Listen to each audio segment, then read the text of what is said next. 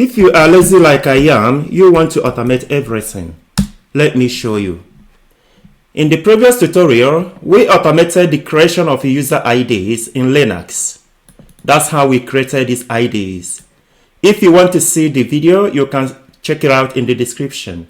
Here, we are going to automate deleting users. Here, we want to automate the deletion of users. I'm going to show you the code. These are the users that we want to delete. Listed, there are about 5 of them. In this code, we are first of all checking if the users exist. If they do, we are listing them and then deleting those users. If the users do not exist, here we are saying that the users do not exist. That is what this automation does. Let us try it out. Let us run the script. There is a problem. This person has no permission to execute this script. Let us grant him the permission using the command chmod,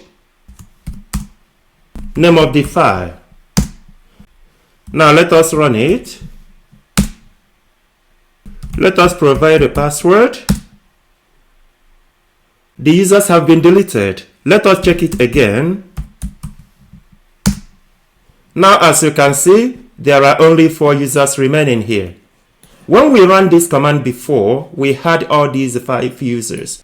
That's how easy it is. So whenever you have this kind of task at work, you can just automate it. Use your time to do other interesting stuff.